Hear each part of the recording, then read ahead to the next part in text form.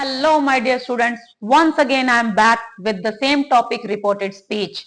Because reported speech एक बहुत ही vast topic and it is not possible to cover the entire topic in a single video. That's why I divided the topic into different parts and I tried my best to cover each and every type of sentences. So this may be the last video related to the different types of sentences. Okay. Different जो types हैं sentences के उनसे related अगर videos की बात करें तो ये मे बी लास्ट वीडियो हो सकती है। क्यों? क्योंकि इसमें मैं कोशिश करूंगी जितने भी सेंटेंसेस जो बाकी हैं आपको एक एक करके वो जरूर समझा दूं। अपार्ट फ्रॉम दैट जो नेक्स्ट वीडियोस होंगी वो रिलेटेड होंगी क्लास 10 के सैंपल पेपर से, प्रैक्टिस के सेशन से, तो आप उनको भी वॉच कर सकते हो प्रैक्टिस के लिए ताकि जो आपके डाउट्स हैं वो और ज्यादा अच्छे से क्लियर हो जाए। तो स्टार्ट करते हैं आज की वीडियो। यहां पर मैंने दो सेंटेंसेस लिखे हैं। He said to me open the door and he said to me do not open the door. दोनों ही ओपन द डोर की बात कर रहे हैं, लेकिन एक में ऑर्डर कर रहा है ओपन द डोर, एक में बोल रहा है do not open the door. तो दोनों कंडीशंस में हम कैसे चेंज करेंगे? फर्स्ट ऑफ ऑल आपको थोड़ा सा दिमाग लगाना है, सोचना है कि ओपन द डोर क्या वो ऑर्डर कर रहा है या कुछ एडवाइस दे रहा है या कोई रिक्वेस्ट कर रहा है। रिक्वेस्ट अगर होगी तो आपको वर्ड मिलेगा प्लीज, ठीक है, वो भी अभी हम करेंगे। तो इसमें आपको ऑर्डर कर रहा है। He said to me open the door. So simply आपको क्या करना है, said to change into order. He ordered me. और अगर आपको याद होगा तो मैंने आपको बताया था इस टाइप के सेंटेंसेस में जो इन्वर्टेड कॉमास होते हैं वो टू में चेंज हो जाते हैं। So he ordered me to and the grammar rule is we always use first form with to. ठीक है, एक ही एक्सेप्शनल केस है इसका, वो मैं आपको किसी और वीडियो में बताऊंगी। सो टू के साथ हमेशा हम फर्स्ट फॉर्म यूज करते हैं, आगे सेम का सेम रहेगा, टू ओपन द डोर। ठीक है, बहुत इजी है ये, सबसे ज्यादा इजी यही लगते हैं बच्चों को। नेक्स्ट देखो क्या है, he said to me do not open the door. अब अगर डू नॉट आ गया तो क्या होगा, ही ऑर्डर्ड मी। जब डू नॉट होता है तो वो नॉट टू में चेंज हो जाता है, not to open the door. Clear? बहुत ही इजी है। अगर डू नॉट आ गया तो वो नॉट टू हो जाएगा, और अगर नॉर्मली है कि open the door, open the window, bring a glass of water for me, तो वो आपको सिंपली टू करके उसको ऐड करना है। ठीक है, अगर डू नॉट होगा तो नॉट टू हो जाएगा। अभी डू नॉट में ही एक इंपॉर्टेंट पॉइंट और बता रही हूं, ठीक है, तो बने रहिएगा वीडियो में। ये मत सोचिएगा कि कुछ अनइंपॉर्टेंट सा ही होने वाला है। No, this is also very important and very interesting also. This is the sentence, he said to me do not open the box. ठीक है, सेम है, आप इसको वैसे भी चेंज कर सकते हो, he ordered me not to open the box. या फिर इसमें मैं आपको एक वर्ड बता रही हूं, अगर आपको कभी बाय चांस एमसीक्यूज में ये मिल जाता है तो आप उस टाइम थोड़ा केयरफुल रहिएगा। एक वर्ड होता है फॉरबिड। अब ये जो वर्ड है ये अपने आप में ही नेगेटिव है, मतलब कि ये अपने आप में इसका मीनिंग है रोकना, किसी को किसी काम करने से रोकना। ठीक है, तो अगर हम इस वर्ड का यूज करते हैं तो हम नोट का यूज नहीं करेंगे क्योंकि नोट इसके अंदर ही मर्ज्ड है। ठीक है, सो क्या होगा, ही फॉरबिड मी।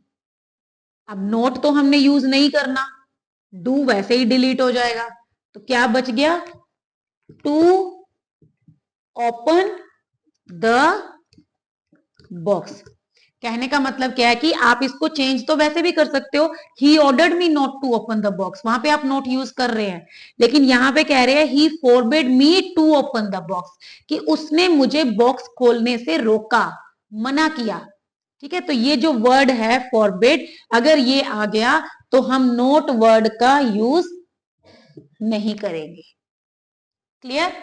अगर अभी भी आपको क्लियर नहीं हुआ है तो आप इसकी थोड़ी प्रैक्टिस कीजिए, इजीली आपको इसका जो फॉरवर्ड का मीनिंग देखिए अच्छे से, ठीक है, तब आपको ये बहुत ज्यादा अच्छे से क्लियर हो जाएगा।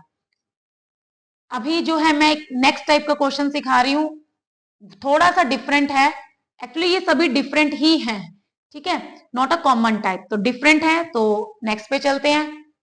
आई hope you are enjoying learning the different kind of reported speech. Next two. First is he said to me, let us go.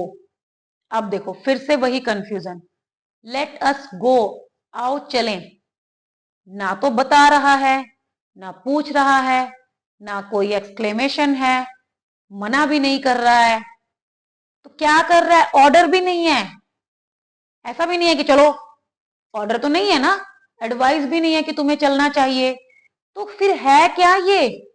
सो जब आपको वर्ड मिल जाता है let us, that is a proposal, वो प्रपोज कर रहा है कि आओ चले, ठीक है, इनवाइट कर रहा है उसको चलने के लिए साथ में।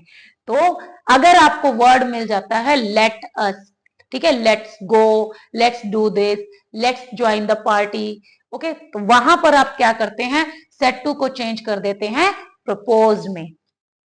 सो ही प्रपोज्ड मी, आगे क्या होगा, ये जो लेट अस है ये डिलीट हो जाएगा क्योंकि इसी की वजह से तो प्रपोज्ड हुआ, inverted commas change into two और बच गया क्या, गो। सो ही प्रपोज्ड मी टू गो, उसने मुझे चलने के लिए प्रपोज किया, ठीक है, so that is the meaning. Next देखो इसमें क्या है, he said to me, bravo, you have done well, bravo, bravo means किसी को applaud करना, ठीक है, उसको अप्रिशिएट करते हुए उसको अप्लाउड करना, तो ये थोड़ा सा सबसे डिफरेंट टाइप का हो जाता है। इसमें ये जो ब्रावो वर्ड है ये कैसे हो जाएगा change, he applauded him by saying, ठीक है, ही ये जो सेट टू है इसकी वजह से कैसे चेंज हो जाएगा, ही अप्लाउडेड, किसको अप्लाउडेड किया है, मेरे को, सो ही अप्लाउडेड मी, क्या कह के किया है, बाय सेइंग, अब इन्वर्टेड कॉमास चेंज होंगे, दैट, बाकी सारा सेम पैटर्न वही है, you first person change according to object, sorry you second person change according to object, I has have change into had, done well, so he applauded me by saying that I had done well, ठीक है, मतलब जो bravo word है उसकी वजह से set to कैसे change होगा, applauded dash by saying, dash मतलब जो ऑब्जेक्ट होगा वही आ जाएगा, सो applauded me by saying, inverted commas change into that, बाकी सारा पैटर्न सेम है, ठीक है। तो मैंने पूरी कोशिश की है कि मैं हर टाइप का जो सेंटेंस है वो आपको कवर करवा दूं। एक अगर मैं एडवाइस का और लिख देती हूँ, आप उसको भी सीख लीजिए, बहुत ही इजी है, कोई ज्यादा मुश्किल नहीं है, ठीक है, फॉर जस्ट टू कवर कि कुछ भी रह ना जाए, ओके। आप देखो लास्ट है, ठीक है, फर्स्ट सेंटेंस है he said to me please come in and he said to me you should go. First sentence में आप देखेंगे तो प्लीज वर्ड आ गया, प्लीज है दैट मीन्स वो रिक्वेस्ट कर रहा है, सो प्लीज डिलीट हो जाएगा एंड ये क्या बन जाएगा, ही requested me, inverted commas change into to, come in will remain as it is, come in, so he requested me to come in, he said to me you should go, अब वो बोल रहा है कि तुम्हें जाना चाहिए, that means वो उसको एडवाइस कर रहा है या सजेस्ट कर रहा है, so he suggested या एडवाइस जो भी आपको ठीक लगे, he advised me दैट, अब इसमें दैट हो जाएगा, क्यों, क्योंकि उसने बोला यू शुड गो, ठीक है, सो दैट यू इसके अकॉर्डिंग चेंज होएगा, आई शुड गो, ठीक है। आई होप आपको ये सब क्लियर हो गए होंगे। तो ये जो है different types of reported speech थे, मतलब अलग अलग टाइप्स के सेंटेंसेस जो हैं वो हमें देखने को मिल जाते हैं।